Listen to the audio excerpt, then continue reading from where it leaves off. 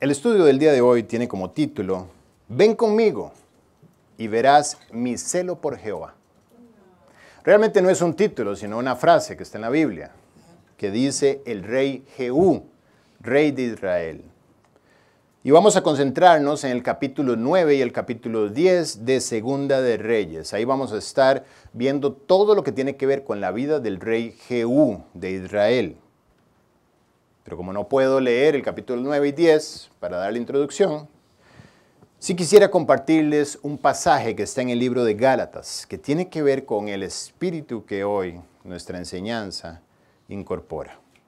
Gálatas 4:18 dice, bueno es mostrar celo en lo bueno siempre, y no solamente cuando estoy presente con vosotros. Vamos a estudiar acerca del celo. El celo que es conforme al corazón de Dios. En Romanos 10, el apóstol Pablo abre su corazón delante de los creyentes de Roma, delante de los creyentes de la iglesia en aquel momento y delante de todos los creyentes de la historia de 2000 años de iglesia que tenemos. Pablo, siendo judío, sabía que no era a través de la religión judía que ellos podían acercarse a Dios. Y esto lo quebrantaba, le hacía sentir un cargo especial por su nación, pero era un cargo que lo conducía a él a enseñar la verdad y no a engañarlos. De hecho, en el capítulo 9 dice, verdad digo en Cristo, no miento, y mi conciencia me da testimonio en el Espíritu Santo, que tengo gran tristeza y continuo dolor en mi corazón, porque deseara yo mismo ser anatema, deseara estar equivocado, separado de Cristo por amor de mis hermanos. ¿Cuáles hermanos? Los judíos. Él era judío, defensor de la religión judía durante sus años de incredulidad. Realmente creyó durante todo ese tiempo que estuvo haciendo lo correcto y esto lo movió a un celo. De hecho, en Filipenses 3 dice, en cuanto a celo, perseguidor de la iglesia fui, dice Pablo. Mi celo por Dios me movió a hacer locuras. Y dice, quisiera yo estar equivocado en este momento por amor a mis hermanos, los que son mis parientes según la carne. ¿Quiénes son los judíos? Y en el capítulo 10, nuevamente, en el versículo 1 dice, hermanos, ciertamente el anhelo de mi corazón y mi oración a Dios por Israel es para salvación. Lo que les estoy presentando es lo que falta en la revelación que ya ustedes estudian en el Antiguo Testamento. En aquel momento era toda la palabra de Dios que existía, la Torá. Lo que falta es Jesucristo. Él es la consumación de todas las promesas y de todas las profecías que ustedes estudian y que yo he estudiado durante todos estos años. Mi anhelo es que lo puedan ver como yo lo veo. Jesús no vino a dejar afuera a los judíos del plan. Sin embargo, no hay otro camino al Padre. Judíos y gentiles, todos están, dice Romanos 1 y 2, excluidos por sus propias obras de la gracia de Dios. Entonces mi anhelo es para salvación. Dice, porque les doy testimonio, yo sé lo que es la religión judía.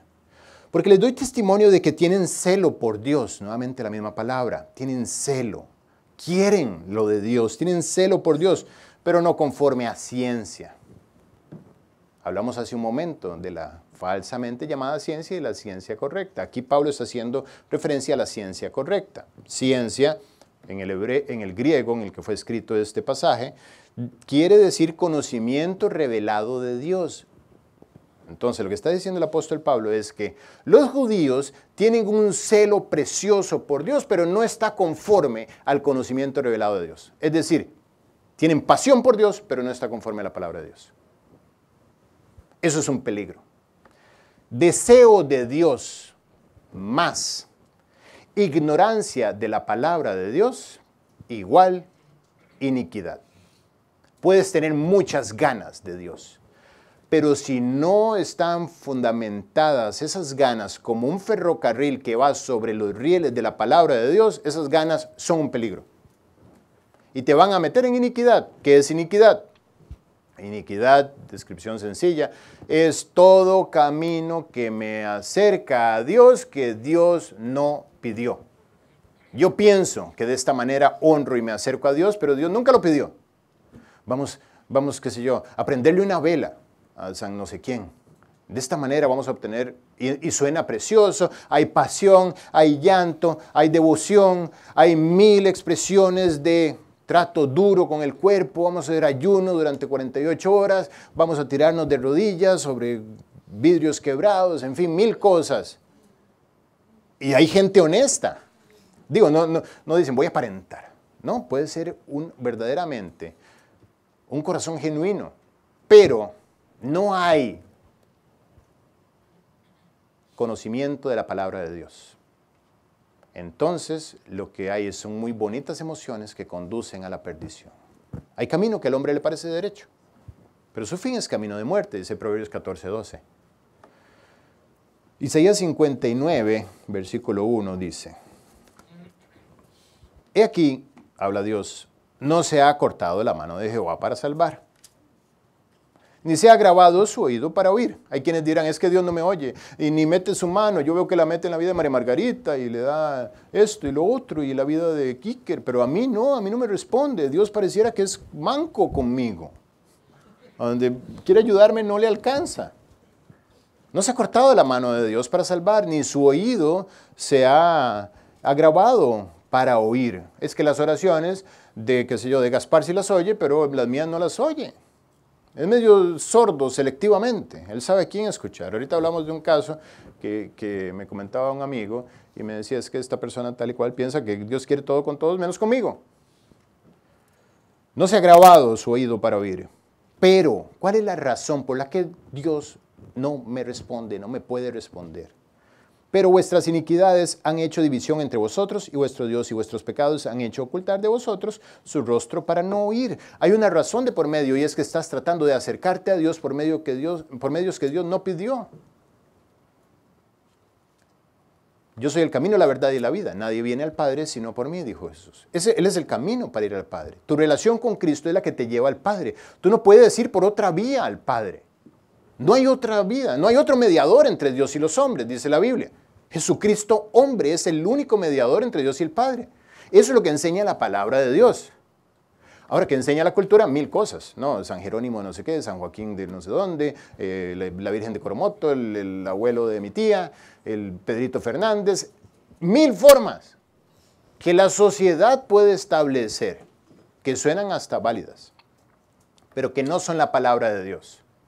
Y Dios te permite a ti tener exposición a su palabra para que no seas engañado, para que seas de los que efectivamente pueden tener pasión por Dios sobre los rieles correctos que lo van a conducir a que su celo sea profundo y genuino. Con esta introducción, breve introducción, digamos una pincelada de lo que tiene que ver con el celo, vamos a retomar el estudio de toda la Biblia, en particular donde quedamos, pero no donde quedamos en diciembre, sino no donde habíamos quedado quizás 2 meses antes de diciembre. ¿Por qué? Porque nos habíamos enfocado en el estudio de los reyes de Judá y llegamos precisamente hasta Amasías. Si lo han notado, vamos saltando de los reyes de Judá a los reyes de Israel, los reyes de Judá un tiempo, estudiamos sus vidas, luego volvemos a Israel y vamos tratando de empatar sus vidas. De hecho, en el estudio de los reyes de Judá, esto ocurre precisamente, y entendemos, porque hubo una división en el reino. Después de que muere Salomón, su hijo Roboam, viene un juicio sobre el Israel y el reino se divide y queda el reino del norte con 10 tribus y el reino del sur en Jerusalén con 2 tribus, Judá y Benjamín. El reino del sur es el reino de Judá, lo que entendemos ahora como el reino de Judá, y el reino del norte es el reino de Israel, que tiene su capital en Samaria. Y hemos venido entonces estudiando las vidas de los distintos reyes, entendiendo que Dios tiene un propósito con sus vidas. ¿Por qué? Porque las dejó expresas en la palabra de Dios. Primera y segunda de Reyes, primera y segunda de Crónicas, parte de segunda de Samuel, habla de la vida de todos ellos. Entonces tenemos que estudiarlos. Nosotros tenemos que estudiar todo el consejo de Dios. Sería lindo solamente concentrarnos en los salmos, en el Salmo 91, en el Salmo 23, y qué belleza, todo muy lindo. Pero la Biblia claramente está dejada para nosotros para que meditemos en ella día y noche, en toda ella, en los 66 libros, no solamente en algunos pasajes que parecieran amuletos. Entonces estamos hoy retomando el estudio del libro de Segunda de Reyes. Habíamos llegado en Segunda de Crónicas hasta Amasías, hemos recorrido prácticamente 165 años desde la división del reino de Judá.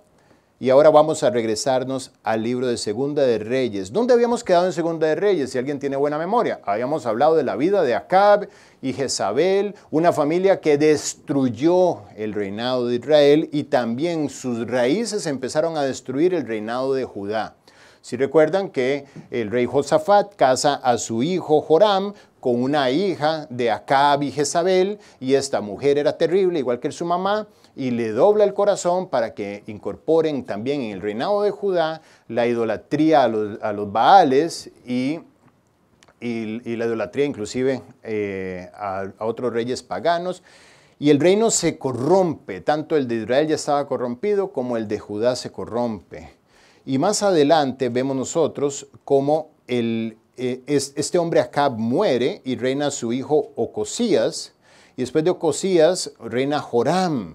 Y hasta ahí habíamos llegado, la vida de Joram, rey de Israel. Hoy vamos a continuar adelante, pero recordemos que todavía Joram, ahora como nieto de Acab, tiene las costumbres de su padre y de su abuela y de su madre, la reina usurpadora Atalía, que durante un tiempo reinó, bueno, realmente no es la madre, podríamos decir nosotros que es la hermana.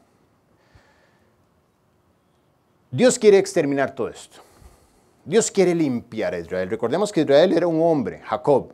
Después de eso creció una familia y después de eso creció como una nación. Pero es un hombre. Cuando leemos Israel en la Biblia, piensa en ti. Tú eres el Israel de la Biblia. Y Dios quiere enseñarte acerca de las decisiones que hay que tomar en tu vida a la luz de lo que hará con Israel y lo que ha hecho en la historia. Entonces, en este momento, recordemos que hubo una persecución increíble que se dio del profeta Elías, que después de tener un episodio precioso en el Monte Carmelo, ve cómo Israel no reacciona y Elías cae en una depresión profunda, habíamos estudiado, y Elías se va al sur, tan al sur que llega hasta el Monte Horeb, el monte que años atrás Dios había llevado a Israel para darle la ley y donde muchos años más atrás también Dios había permitido que Moisés tuviera una visión de una zarza ardiente. Un monte verdaderamente importante en la historia de la humanidad. Y allí llega Elías llega hasta este monte. Y en ese monte él tiene una conversación con Dios, donde Dios le dice, ¿qué haces aquí, Elías? Esto ya lo habíamos estudiado. He sentido un vivo celo por Jehová Dios de los ejércitos, porque los hijos de Israel han dejado tu pacto, han derribado tus altares, estoy obstinado, estoy harto de esta gente, y han matado a espada a tus profetas, y solo yo he quedado y me buscan para quitarme la vida. ¿Qué sentido tiene la vida cristiana? Y había caído en una profunda depresión de la cual Dios lo levanta, como estudiamos cuando estudiamos este pasaje. Pero hoy quiero concentrarme en algo que sucede en esta conversación. Cuando Jehová le dice, ve, vuélvete por tu camino, por el desierto de Damasco, y llegarás y ungirás a Hazael por rey de Siria. Vas a hacer tres cosas. Vas a poner en Siria, que está fuera de los dominios de Israel, obviamente, vas a poner un nuevo rey tú. Yo te voy a comisionar para que lo hagas. A Jehú, hijo de Nimsi, ungirás por rey sobre Israel. Segundo punto. Y tercer punto, y a Eliseo, hijo de Safat, de Abel Mejola, ungirás para que sea profeta en tu lugar. Esto lo estudiamos, una prédica preciosa, donde vimos cómo es el llamamiento de Eliseo. Y cada uno de estos detalles los hemos ido viendo a lo largo de la palabra de Dios. Pero Dios dice, vas a ungir a Jehú para que sea rey de Israel. Y el que escapare de la espada de Hazael, Jehú lo matará. Y el que escapare de la espada de Jehú, Eliseo lo matará. Tenían una comisión estos tres hombres. Y yo haré que queden en Israel 7,000 cuyas rodillas no se doblaron ante Baal y cuyas bocas no lo besaron. Voy a limpiar Israel de toda la basura y la corrupción que la familia de Acab ha hecho. Esto era una promesa que estaba en 1 Reyes 19 cuando la estudiamos hace meses atrás. Hoy la estamos viendo cómo se concreta. Estamos en 2 de Reyes 9, ya nos metemos ahora sí en capítulo 9 y capítulo 10 de 2 de Reyes. Y en el versículo 4 dice, bueno, empieza hablando el versículo 1, donde el profeta Eliseo envía a uno de sus discípulos, le da la comisión de ir a buscar a Jehú y ungirlo como Dios. Bueno, dice la Biblia que este muchacho se levanta y fue ahora sí, pues, el joven, el profeta, a Ramot de Galat. Cuando él entró, he aquí los príncipes del ejército que estaban sentados. Había varias personas. Cuando dice príncipes del ejército, está hablando de los líderes del ejército de Israel. Está hablando de la guardia militar de Israel. Los hombres más duros de Israel estaban sentados en ese lugar. De hecho, cuando Eliseo le da la instrucción al joven, le dice, ve, úngelo y échate a correr, si quieres tu cabeza. Esa es la instrucción que le da. Lo pueden leer entre el versículo 1 y el 3. Pero, entonces este muchacho entra, ve a los hombres sentados, probablemente yo me imagino la escena, a lo mejor calibrando sus armas, bueno, afilando sus espadas, conversando, todos capaces de desarticular a cualquier persona con solo la mirada probablemente. En lo que él entra a la habitación, hay silencio, porque viene una persona de afuera,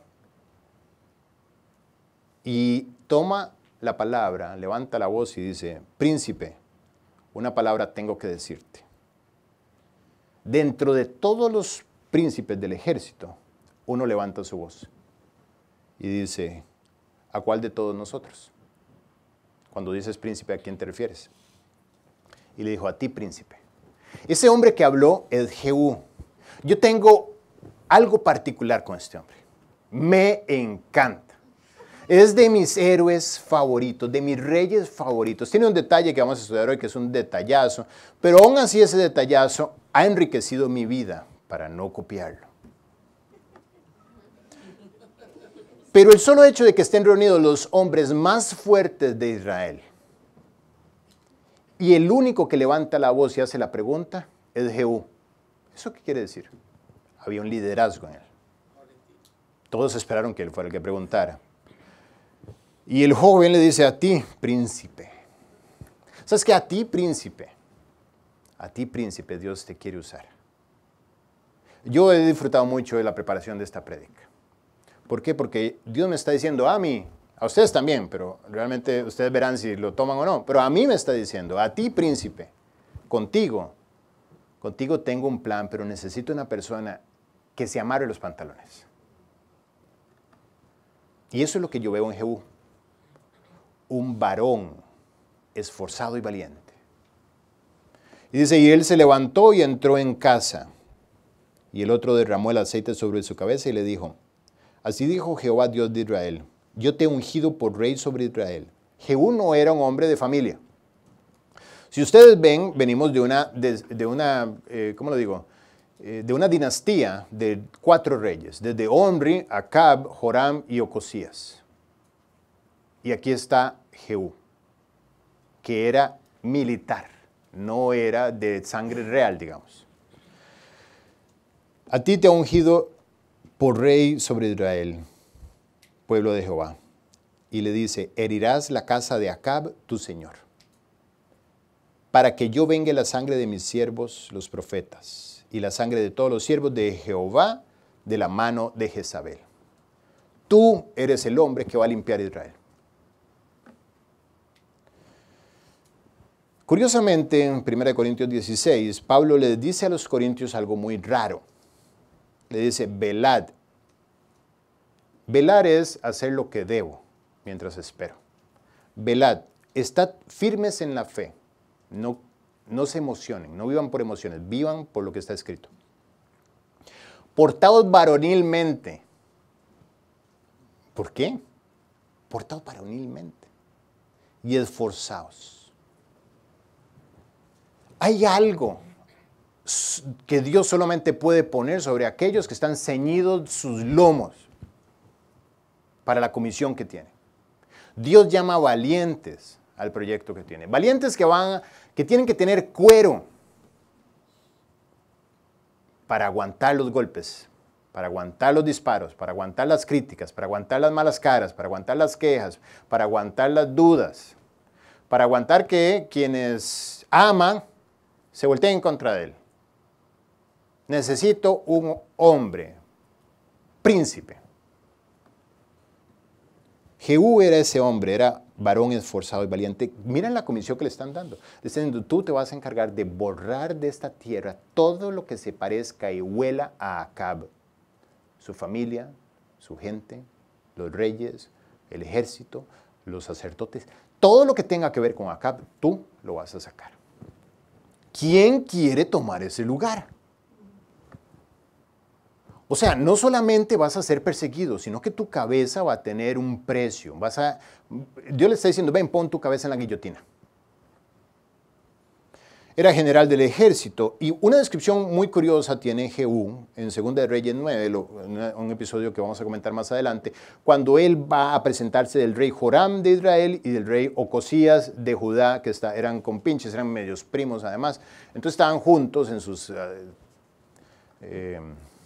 sus malas vidas, y Jehú se presenta, pero lo ven desde lejos, ven que viene una banda armada desde lejos. Entonces la atalaya no es como ahora, en aquel tiempo no sé qué usaban como para tratar de aumentar un poco, o eran personas con muy buena visión de lejos, trabajo que yo no hubiera podido hacer nunca, pero él ve desde lejos, no distingue qué está pasando. Entonces el rey Joram le pregunta, ¿quién viene? Y dice, por el andar impetuoso que tiene, creo que es Jehú.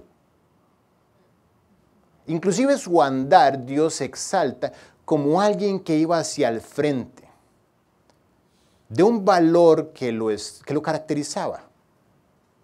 Inclusive su postura física hacía ver que Jehú era una persona sobre la cual Dios podía poner un plan de este calibre. Un andar impetuoso, no es para que lo copiemos, no es para que salgan todos caminando aquí, mucho menos las mujeres. No es eso, Dios no está en las posturas. Pero sin embargo vemos características blandas manifestadas en las características físicas de este hombre. Un hombre obediente, fuerte, firme y con un liderazgo innato. Lleno de coraje, además astuto y visionario. Pendiente de la voluntad de Dios, en varias escenas de las que vamos a ver adelante, él recuerda que lo que está pasando es lo que Dios había prometido que iba a ocurrir años antes.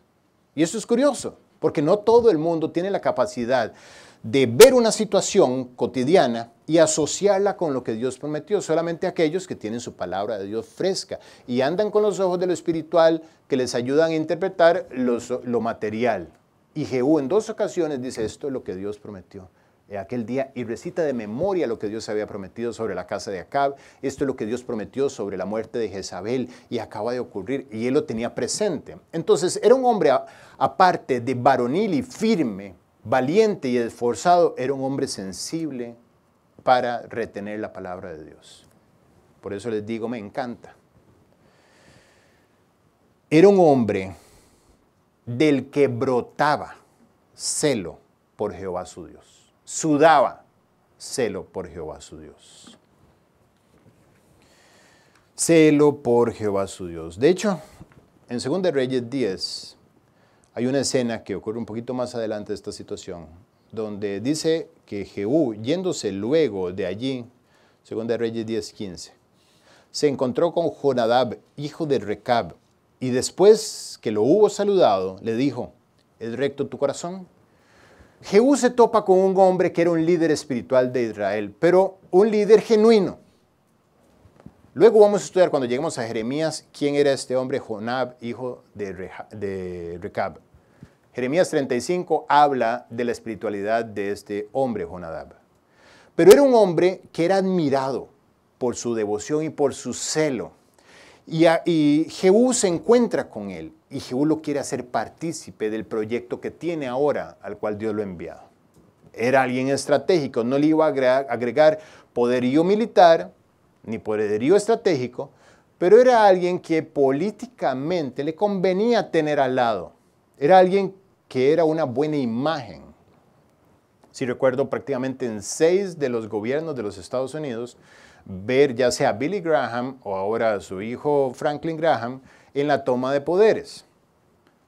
Lo primero que tú piensas, ¡ay, qué lindo un gobierno cristiano! Bueno, no necesariamente son gobiernos cristianos.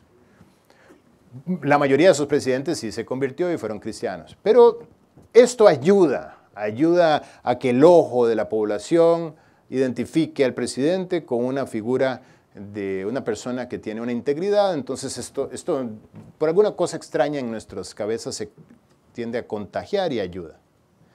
Entonces Jonadab es invitado por Jehú en el proyecto de ir adelante a limpiar Israel. Pero le pregunta a Jonadab, ¿es recto tu corazón? Por supuesto, una persona de este calibre va a tener muchos enemigos, algunos abiertos y otros solapados, otros que se presentan sonriendo, que se presentan adulando y que eventualmente terminan o terminarán atacando. Jonadab, como era un hombre recto, le dijo, lo es. Pues que lo es, dame la mano. ¿Somos o no somos? Y le dio la mano, luego lo hizo subir consigo al carro y le dice algo precioso. Le dice, Jehú, ven conmigo y verás mi celo por Jehová. Ese es el título de la prédica por este pasaje precisamente. Ven conmigo y verás lo interno, la pasión que tengo por Dios. Cuando le dice, ven conmigo, yo me pregunto, ¿qué pasa si alguien va contigo y te ve no solamente los domingos donde todos nos vemos preciosos?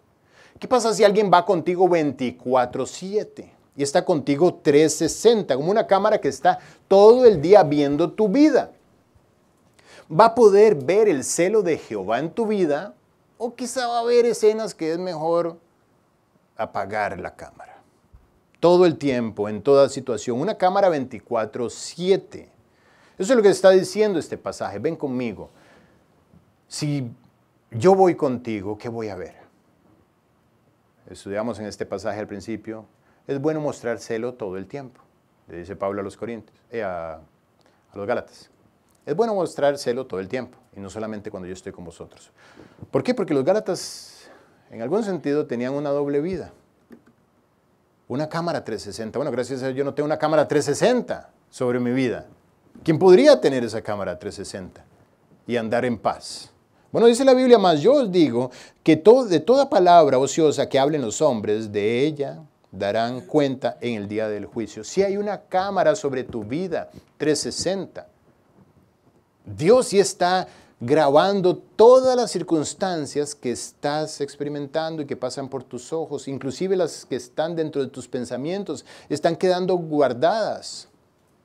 ¿Qué pasa si se revisan? ¿Va a haber un celo profundo, constante por Dios o no? Aparentar es muy fácil. Bueno, estudiemos esta palabra celo. Según la Real Academia Española, celo significa cuidado, diligencia, esmero sobre algo. Yo soy celoso en el cuidado de algo porque realmente estoy enfocado, me lo tomo a pecho, me lo tomo en serio, realmente arrojo mi vida sobre eso. Eso es celo según la Real Academia. Es un interés extremado y activo por alguna cosa o persona. Por eso ya lo ven en los problemas de pareja, porque es celoso. Bueno, en un sentido los celos, no estoy diciendo que sean buenos ni malos, pero brotan de este deseo de querer a la persona solo para él. En hebreo, la traducción dentro del pasaje que acabamos de estudiar significa ardor, fervor, defensa, rivalidad, indignación. Es una actitud no pasiva sobre lo que amas. Es una actitud de defensa. Es un compromiso apasionado. Es un espíritu fervoroso sobre algo que se manifiesta de manera constante, no solo a ratos. Si el celo se manifiesta a ratos, no es celo. Es algo constante. En Hechos 18 ocurre algo maravilloso para la iglesia de la primera generación, y es que aparece un hombre que es puesto por Dios, como caído del cielo, Apolos. Y Apolos era un hombre, dice la Biblia, varón, elocuente, poderoso en las Escrituras, instruido en el Señor, en el camino del Señor, de espíritu fervoroso. Todo esto es la Biblia describiendo a Apolos en Hechos 18. Hablaba y enseñaba diligentemente y era de gran provecho para la iglesia, porque con vehemencia refutaba públicamente y demostraba por medio de las Escrituras que Jesús era el Cristo. Apolos era un hombre celoso de lo que creía. Antes de Cristo era celoso, dice la Biblia que era elocuente y poderoso en las Escrituras. Y cuando lo toman Aquila y Priscila y le enseñan que Jesús es el Mesías, entonces ahora eso era la cereza que le faltaba a su pastel. Y ahora empieza a predicar a Cristo celoso. Lo mismo vimos que ocurrió con el apóstol Pablo.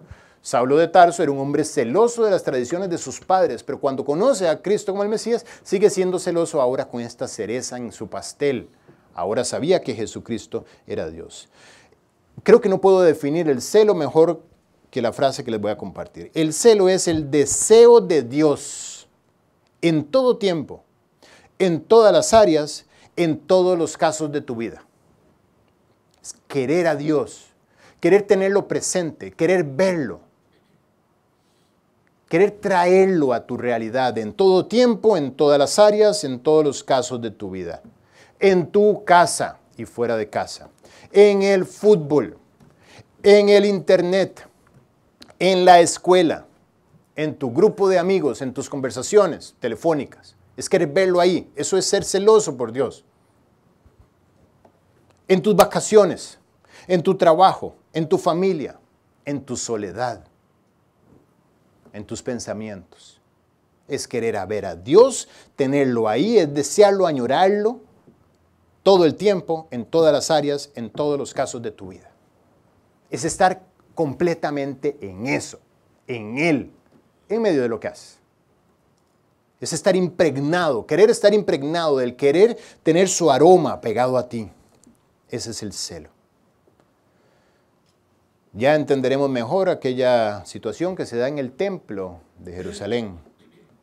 Dice la Biblia que estaba cerca la Pascua de los judíos y subió Jesús a Jerusalén y halló en el templo que vendían bueyes, ovejas y palomas y los cambistas allí sentados. Y haciendo un azote de cuerdas se puso violento nuestro Señor Jesucristo, un hombre que nunca pecó ni hubo engaño en su boca.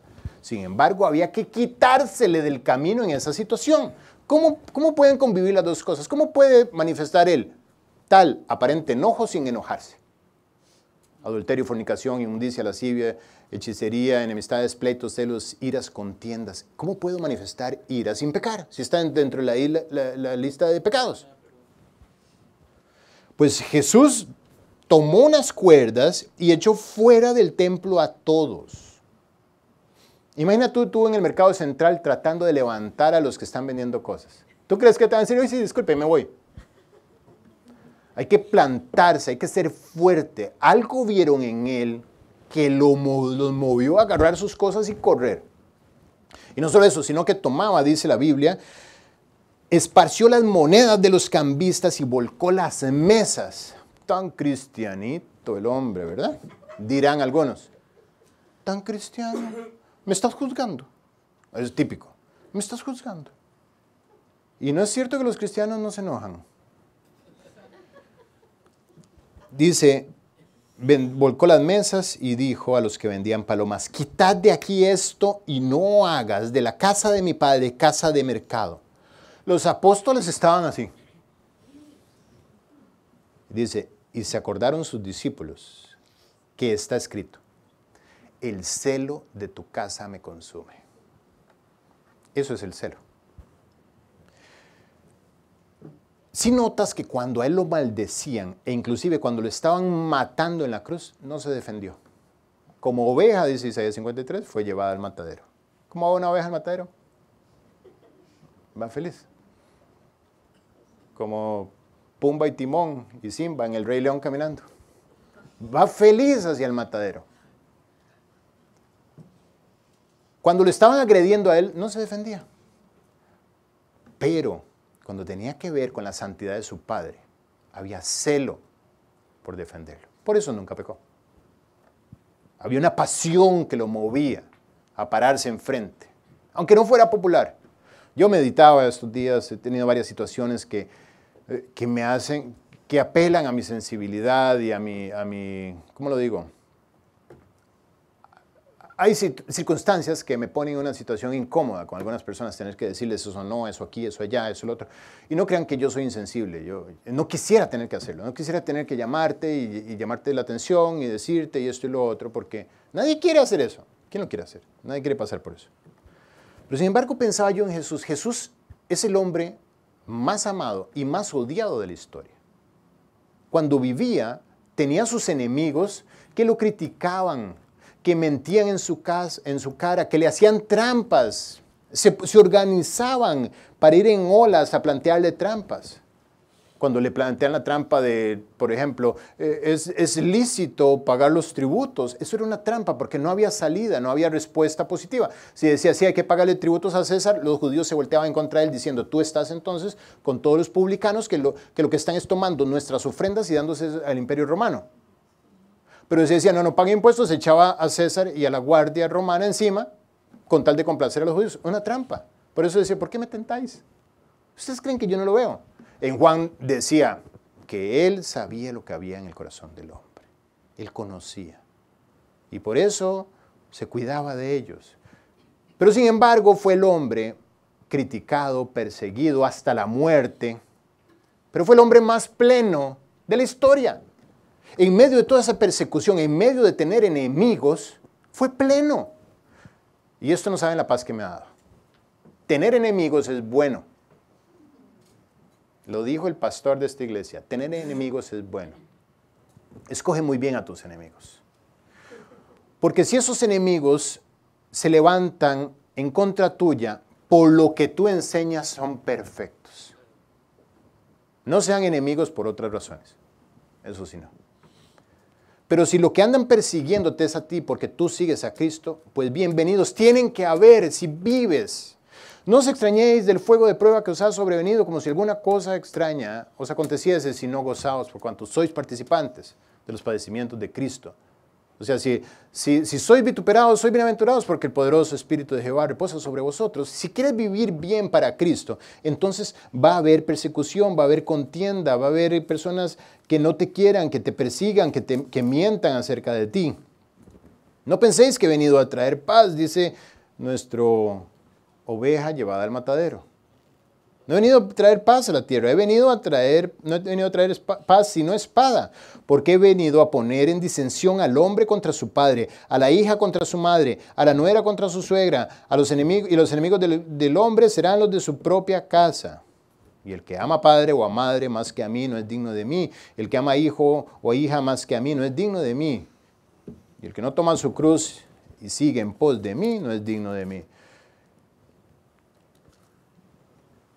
Entonces, no quiero que te pelees con la gente, pero si por seguirme a mí vas a tener oposición y en tu propia casa. No estoy teniendo problemas en mi propia casa, para que vayan a pensar mal de Mariana o de Valeria o de Katia. Pero vas a tener oposición de tu casa, de tus hermanos, de tus tíos, de tus papás, de tus hijos, abuelos, en fin, eso viene con el paquete. Si quieres vivir para Cristo, muchos se van a convertir y van a amarte por la eternidad, pero muchos van a querer apagar la luz que se enciende. Cuando una luz se enciende y estoy haciendo algo indebido, lo primero que quiero hacer es tirarle algo a esa luz para que deje de alumbrar las tinieblas. El celo de tu casa me consume. Entonces vamos a acompañar a Jehú, según la promesa que él le hizo a este hombre llamado Jonadab, y veremos su celo por Jehová. Un vuelo rápido de ese celo por Jehová. Dice la Biblia que extermina la casa de Acab y Jezabel. Inmediatamente, no habla después de un periodo, no habla después de años. En el acto, cuando viene este hombre a ungirlo, él se levanta y empieza a exterminar la casa de Acab. Es un poco sangriento estas escenas, pero sin embargo están en la Biblia y tenemos que estudiar todo el consejo de Dios. Dice que mata a Joram, rey de Israel, hijo de Acab, segunda de Reyes 9:14. Mata a Ocosías, ahí seguidito, rey de Judá, nieto de Acab, en capítulo 9:27. Mata a Jezabel, reina de Israel, esposa de Acab, capítulo 9:30. Mata a 70 hijos de Acab de Samaria, capítulo 10:1. Mata a los príncipes, familiares, sacerdotes de Acab, capítulo 10, versículo 11. Mata a 42 hermanos de Ocosías de Judá, capítulo 10, versículo 14. Mata a todos los de Acab de Samaria, capítulo 10, versículo 17. Y termina el versículo 17 diciendo, después de todo este exterminio de seres humanos, prácticamente 200 personas, quizá podemos sumar. Y no estoy hablando de años, estoy hablando de, no creo que sea el mismo día, pero sí días, máximo semanas. Termina el capítulo 17 diciendo, conforme a la palabra que Jehová había hablado por Elías. Él estaba cumpliendo la voluntad de Dios. Pero sin embargo, su celo por Jehová lo lleva a limpiar todo lo que pareciera a Acab. Me dirás, Guille, esto está duro. Bueno, quizás tienes que leer la historia un poco para recordar quiénes son Acab y Jezabel. Y la necesidad de sacar ese cáncer de la sociedad. Ahora, eso no es criterio humano, fue Dios el que lo pidió y él obedeció simplemente. Y aparte de limpiar la casa de Acab, él extermina el culto de Baal, dios de los sidonios. Habíamos estudiado todo el daño que hace la adoración a Baal, a Israel y a Judá. Dice la Biblia que reúne a todos los sacerdotes. Asegura que dentro de esta reunión no haya ningún sacerdote de Jehová. De manera astuta les dice, reunámonos porque ahora yo quiero entregarle el gobierno de esta tierra de vuelta a los Baales. Entonces todos los sacerdotes de Baal se vuelven locos, se reúnen en el templo de Baal, se visten de sacerdotes y él le pone a 80 oficiales de seguridad afuera en las puertas de ese templo y les dice, asegúrense que adentro no haya una sola persona que tema a Jehová, que todos sean los sacerdotes de Baal. Entonces ellos van, se congregan, etcétera. Espera Jehú hasta que se sacrifiquen los holocaustos y las ofrendas a los dioses Baales y después de eso mataron a todos. No solamente, sino que sacaron las estatuas y las quemaron. No solamente, sino que derribaron el templo y lo convirtieron, según dice el pasaje, en letrinas hasta el día de hoy. Jehú era bien gráfico, era fuerte en lo que hacía. No le bastó con destruirlo, dijo, vamos a construir letrinas públicas para que la gente haga pipí aquí y haga popó aquí, recordando que este lugar fue un lugar de adoración a los Baales. Quiero que quede claro que todo eso quedó borrado. Y termina el capítulo 10, versículo 28 de Segunda de Reyes, diciendo, así exterminó Jehú a Baal de Israel. Un hombre usó Dios para sacar a los Baales. La lucha que tuvo Elías, ¿se acuerdan? Cuando Elías congrega prácticamente 450 profetas y sacerdotes de Baal en el Monte Carmelo y los que descienda fuego, toda esta escena que estudiamos. Aquí la termina un hombre, un valiente que Dios usó, para ir en contra de todo, para que no tuviera temor de su cabeza y fuera adelante. Este es el creyente que nace de nuevo, ¿sabes? Cuando naces de nuevo, estás hastiado y harto de aquellas cosas que estuvieron atentando en contra de tu vida. El creyente cuando nace de nuevo quita lo que no conviene de su vida, limpia su vida de lo que lo destruye. Es lo obvio. Cuando una persona se presenta al médico y el médico ve que tiene un efisema pulmonar y le dice, ¿usted fuma? Sí, estoy fumando. Ok, usted tiene que dejar de fumar ya o si no se va a morir. ¿Qué hace el paciente normalmente? Deja de fumar. Consciente con lo que viene, deja lo que sabe que lo destruye. Bueno, cuando naces de nuevo, quieres sacar de tu vida las cosas que sabes que te destruyen o que destruyen a tu familia o tus seres queridos. Eso es lo que haces. Y es obvio identificar lo que te daña. La familia de Acab, no había duda que había que limpiarla. La adoración a los Baales, no había duda, estaba destruyendo la tierra. Alguien tenía que levantarse y quitarlo. Y aquel que nace de nuevo sabe lo que hay que quitar de su vida. Es como el hombre que compra una casa. Invierte, compra una casa ya usada, etc. Pero cuando llega con los bríos, con la energía, con el deseo y con los fondos para decir, vamos a remodelar. Ahí hay una gotera, ahí hay una filtración. No me lo pintes más, no me pintes. Vamos a botar esa pared, vamos a buscar la filtración, vamos a cambiar todas las tuberías, tienen más de 20 años. Vamos a hacer aquí, vamos a botar, vamos a poner ahora vidrio, que se vea el jardín. Y el hombre que llega a esa casa vieja y sucia la convierte en un lugar precioso. Ese es el creyente cuando nace de nuevo. Recuerdo el día que yo, siendo ingeniero de sistemas, le di un comando en mi computadora, de estos comandos de línea de comando, diciéndole, borre todo mi disco que estaba lleno de basura. Cuando hice así, yo sabía que se estaba abriendo delante de mi vida un nuevo futuro. Radical. De un momento al otro. No fue un proceso de que de que bueno, poco a poco voy a ir, nada. Recuerdo cuando me senté con Katy, agarramos toda nuestra música basura que teníamos, algunos discos comprados, otros pirateados, no importa, todo a la basura. Me dirás, qué radical. No sé, muchas cosas las hice sin tener realmente sabiduría, eso te lo acepto. Pero las hice con un corazón que quería limpiar su vida y tener una vida nueva. Quería remodelar mi casa, la casa del corazón. Recuerdo la anécdota de un amigo muy querido en México, que es pastor ahora. Se convirtió a los 16 años. Bueno, este hombre ama la música y tenía su colección de discos. Son 4 hermanos ellos. Su padre se convierte y él se convierte el tiempo después. Pero dice su hermano menor dice que jamás entrara a su habitación sin permiso y con permiso o sin permiso, jamás acercarse a su despliegue de discos que eran sus ídolos, ¿no?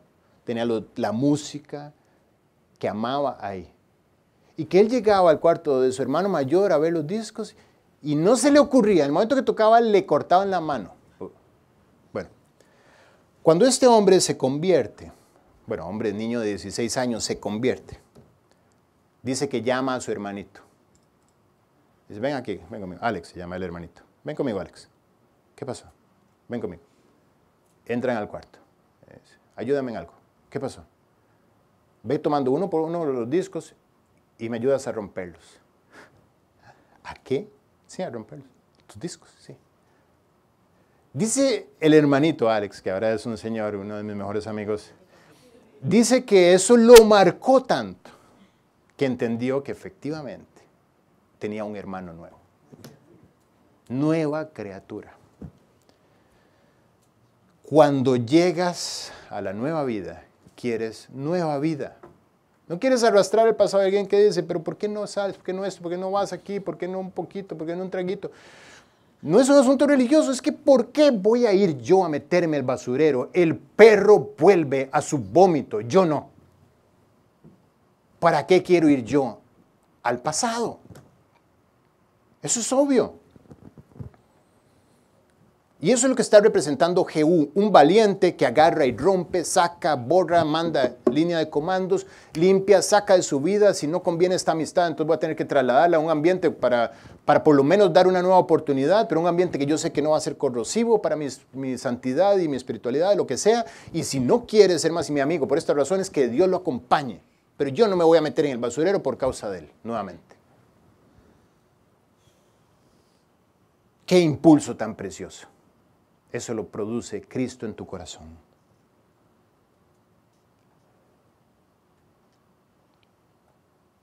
Abanderarse de una nueva vida, sin temor. ¿Cuántos se abanderan de una bandera de un arco iris y andan sin temor, desfilando por las calles? ¿Cuál es el problema de que tú te abanderes de lo que es honesto, justo, puro, amable, todo lo que es de buen nombre, si hay virtud alguna, si hay algo digno de alabanza, que eso sea tu himno, que eso sea tu estándar? Abanderarse contra los enemigos de tu alma, de tu salud, de tu familia. ¿Por qué? Porque la conversión verdadera produce limpieza en casa, produce celo por Dios. No hay conversión si no hay un celo por limpiarte. Habrás tenido alguna experiencia religiosa, pero si no ha habido un deseo de ver consumado en tu vida esta promesa que dice que si alguno está en Cristo, nueva criatura es. Las cosas viejas pasaron y aquí todas son hechas nuevas. Las viejas pasaron, pero quiero ver las nuevas, empezar la vida nueva. Eso es la palabra celo. Eso es lo que significa. Y la misma palabra la encontramos en este pasaje de Gálatas que les comentaba. Pablo le dice a los Gálatas, bueno es mostrar celo en lo bueno siempre. Siempre. Continuamente. El celo debe ser siempre. No es un asunto de cuando estuve en el primer amor, no es un asunto de cuando estoy con los condis, no es un asunto de cuando estoy en la igle, no es un asunto de a ratos. Celo es solo, con la gente, en todo momento, en todo tiempo, 360. Y Pablo les dice, bueno es mostrar celo en lo bueno siempre y no solamente cuando estoy presente con vosotros. Esto es una advertencia que tenemos que revisar. ¿Por qué? Porque los Gálatas pareciera, según el comentario que les hace Pablo, que eran selectivos en el uso del celo. No era una constante. Pareciera que era filtrado por algunos otros aspectos que producían un peso que les hacía ver cuándo era necesario vivir celosamente y cuándo no. Y esta es la esencia de la predicación del día de hoy. Si te llevas esto, te llevas oro para tu vida. Recordemos, el celo es un deseo de Dios, número 1, todo el tiempo, número 2, en todas las áreas, número 3, en todos los casos. Pero los Gálatas decían, aplican restricciones.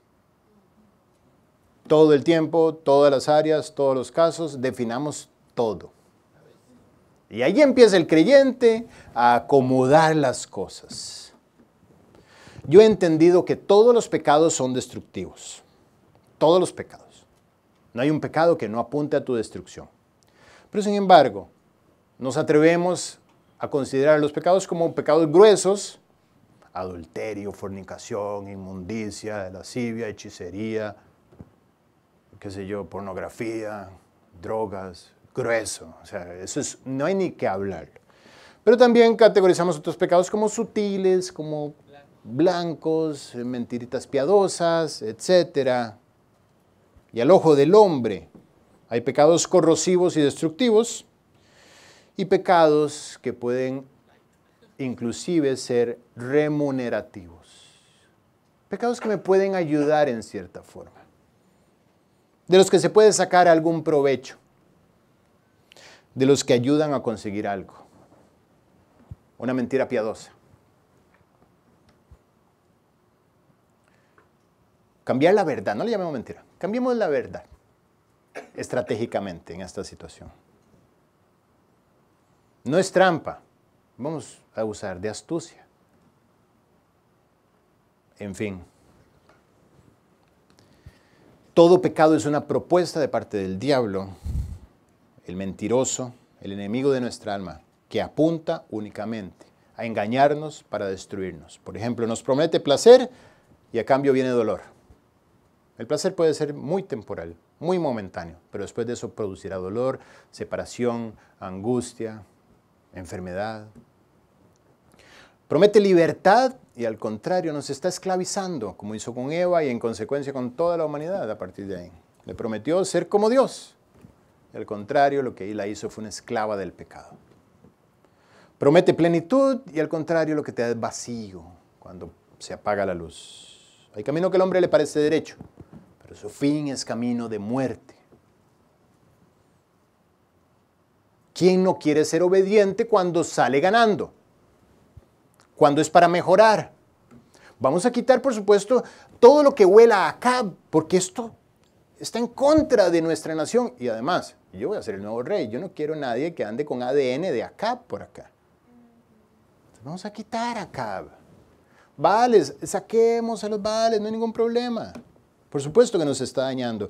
Claro que tú quieres obedecer en aquello que te conviene. ¿Dónde te firmo? Digo, si la obediencia me va a traer un nuevo trabajo, ¿qué es lo que tengo que obedecer? Nunca se apartará de tu boca este libro de la ley, sino que de día y de noche meditarás en él para que guardes y hagas conforme a todo lo que está escrito. Y hay que explicar esta segunda parte para que la gente quiera hacer la primera, porque entonces harás prosperar tu camino y todo te saldrá bien. Claro, no, y ahora sí, Guilla, es que si no hubieras dicho esa parte yo no me lo memorizo nunca. ¿Quién no quiere que sea? Yo mismo me he escuchado muchas veces vendiendo esto de una manera barata y me arrepiento de hacerlo. ¿Quién no quiere que su camino prospere? ¿Quién no quiere que todas las cosas salgan bien? Bueno, claro, todo el mundo y principalmente somos movidos a la obediencia porque sabemos que hay una causa y una consecuencia. Entonces, si siembro bien, cosecho bien. Entonces, queremos empezar nuestra vida cristiana limpiando cosas que sabemos que nos están llevando como un lastre al fondo del mar de nuestras vidas.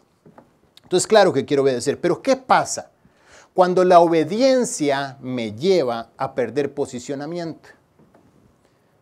¿Qué pasa si me lleva a una posición débil?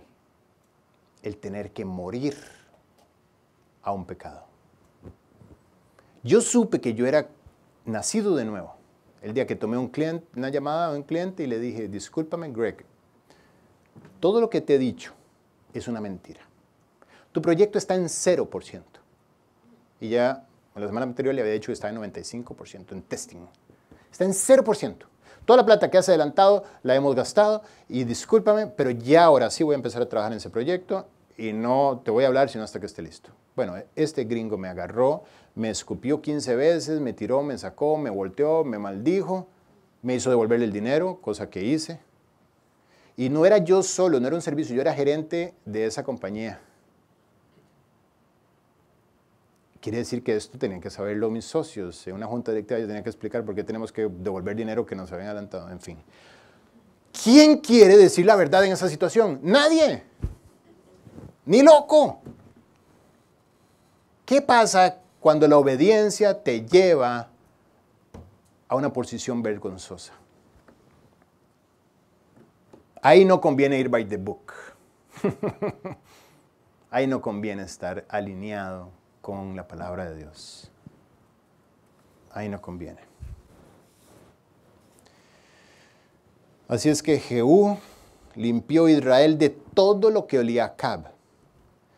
Jehú limpió a Israel de todo lo que apuntaba a la adoración a Baal. No hubo pero para él, ni objeción, ni titubeo, ni nada parecido. Dice la Biblia en el versículo 10, 28 y 29, así exterminó Jehú a Baal de Israel. Con todo eso, Jehú no se apartó de los pecados de Jeroboam, hijo de Nabat, que hizo pecar a Israel y dejó en pie los becerros de oro que estaban en Betel y en Dan. Y tienen derecho de agarrar la Biblia y decir, cerrarle y decir, ¿qué le pasó a este hombre?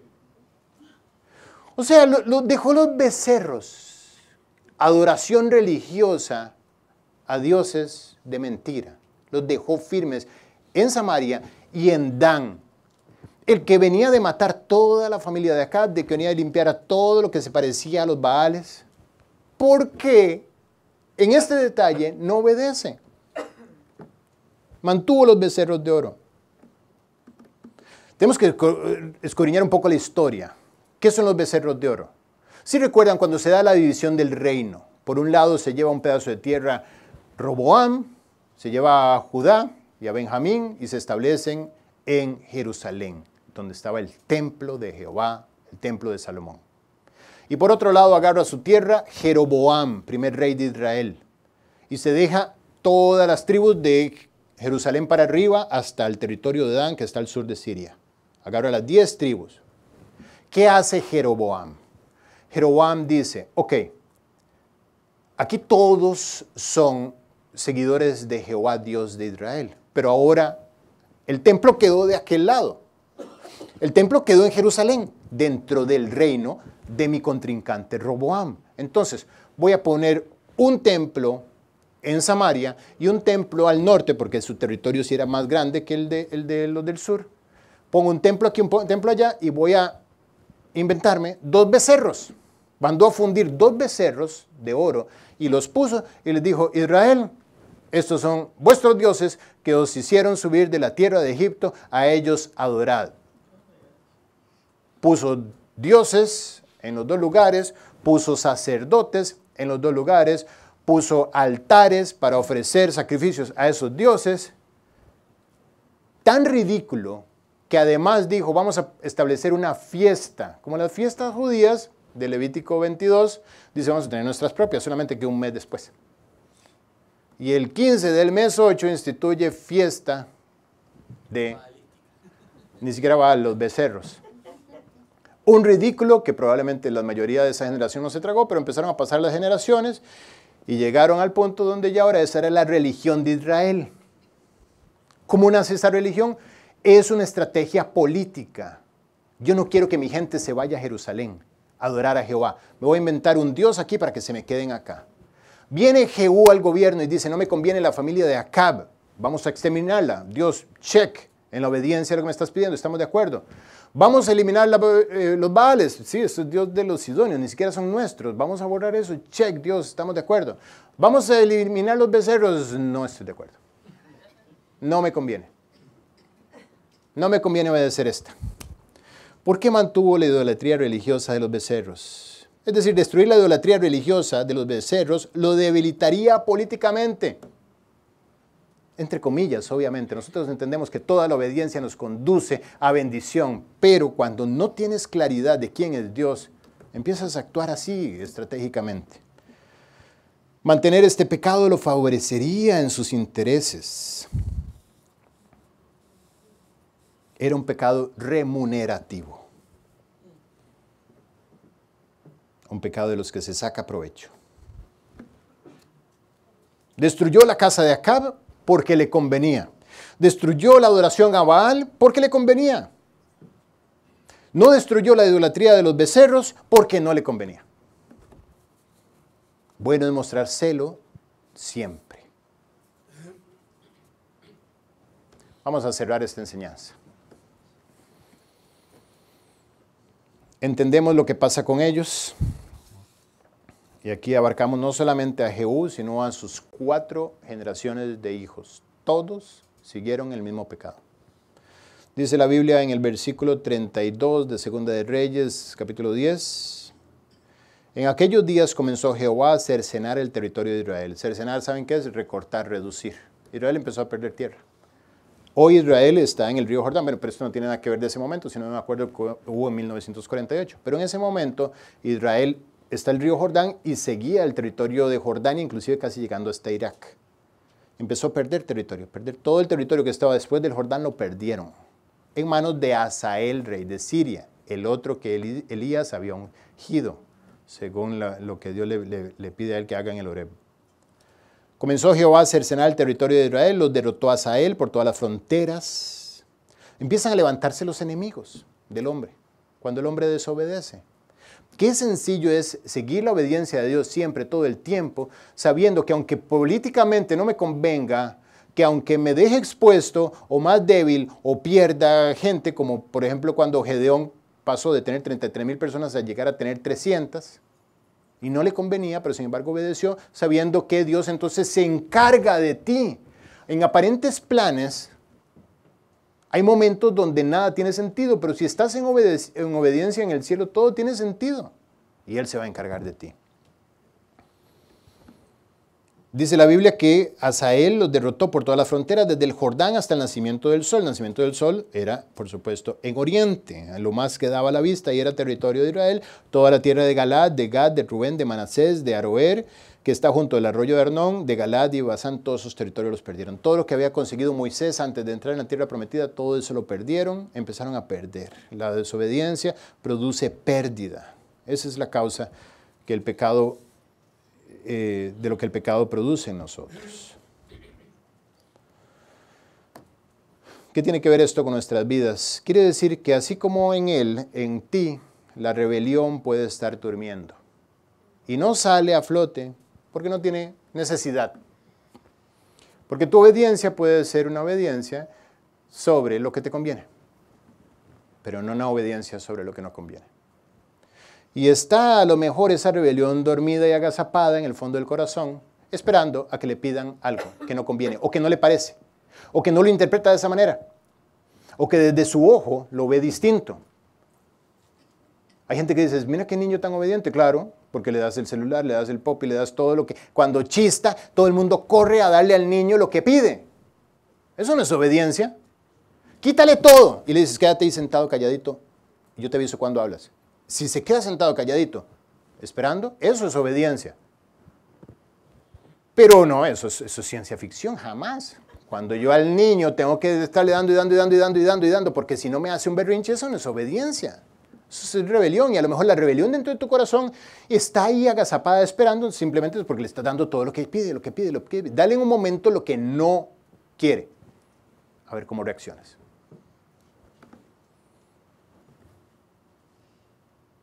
¿Qué nos llevamos a casa? 5 puntos. Los que anotan pueden anotarlos. Número 1. Enfrenta el pecado en el acto. No lo pienses, no lo racionalices, no lo peses ni lo consientas. Sea grueso o sutil, es maligno. Enfréntalo en el acto. Número 2. Alimenta el celo por Dios. deseando verlo 360 grados alrededor tuyo, todo el tiempo, en todas las áreas, en todos los casos. Esto no es asunto de algunos. De hecho, lamentablemente, tendría que decirte que esto es la condición normal de un creyente. Un creyente debería vivir así. En el capítulo, ¿qué es? El capítulo 2 de Apocalipsis, Dios le reclama a la iglesia de Éfeso de que dejaron su primer amor. Primer amor no es el primer amor de que cuando tenía 14 años me dieron un beso. Ese fue mi primer amor. Eso no es el primer amor que habla la Biblia. El primer amor es el que está de primero, toda tu vida, de primer lugar. Cuando dejaste a Dios de ser el primero en tu vida y pusiste a otra cosa de primero, dejaste tu primer amor. Ese creyente que vive en el primer amor es un creyente que todo el tiempo, en todas las áreas y en todos los casos, quiere ver a Dios florecer, aunque no sea popular, aunque no sea conveniente, aunque estratégicamente no me deje bien parado, entre comillas. Tercer punto, haz de tu celo tu estandarte, que te reconozcan por ser seguidor orgulloso de Cristo, que esa sea tu insignia, que sea tu marca. Número 4, llama las cosas por su nombre. Lo que está mal, está mal. Recuerdo una vez que una chica soltera de allá de la iglesia en Costa Rica, muy amiga mía, muy querida, muy soltera además, muchos años soltera, y ya saben lo que esto va produciendo en la gente. Digo, va produciendo carácter, pero también puede ir produciendo otras cosas. Entonces, llego yo, me invita un condiscípulo mío que tenía un estudio bíblico, no pudo ir esa noche, entonces me invita a que yo lo dé. Entonces llego yo preparadito al estudio, feliz de la vida, porque me llamaron a predicar. Llego antes y cuando llego me la encuentro sentada así en la primera fila, con una sonrisa de acá. Y yo acostumbro, ya lo he notado, tratar de no hablar antes de la prédica, sobre todo cosas que me van a sacar mi corazón de donde debe estar. Pero cuando le veo tan sonrisa me dice, no sabes. Y yo, ¿qué? Claro, si tienes esa sonrisa, yo quiero saber. Me dice, conocí al hombre de mi vida. Y yo no te creo. Y, sí, es de Dios, ya estamos hablando, estamos haciendo planes, lo conozco desde que tenía 6 años. Hicimos la escuela juntos, éramos mejores amigos, colegio, todo. Luego nos dejamos de ver, pasaron todos estos 20 años, etc. Ya era una mujer grande. Y ahora nos reencontramos. Y inmediatamente, clic, ya no hay tiempo que perder. Y yo no te creo. Y tenía toda la iglesia orando ella. Y esto es increíble. Yo nada más me imaginaba en esa boda, llorando y viendo cómo Dios había sido fiel. Sí, todo genial, genial. Y ya yo así feliz, con la misma sonrisa de ella. Y me dice, un detalle nada más, que está casado. Pero ya está en proceso porque no se llevan muy bien. Ella tuvo que ver mi cara así de 100 a 0 en un segundo. Lo que está mal no está bien. La persona que tiene celo por Jehová llama las cosas por su nombre. No te confundas, no lo toleres, no caigas en la trampa. La voluntad de Dios es agradable, buena, agradable y perfecta. Tiene que ser las tres. Es buena, es agradable, nos llevamos súper bien, perfecta, casi perfecta, nada más que está casado. Pero dice que por mí, él acelera el divorcio. Pues no es perfecta.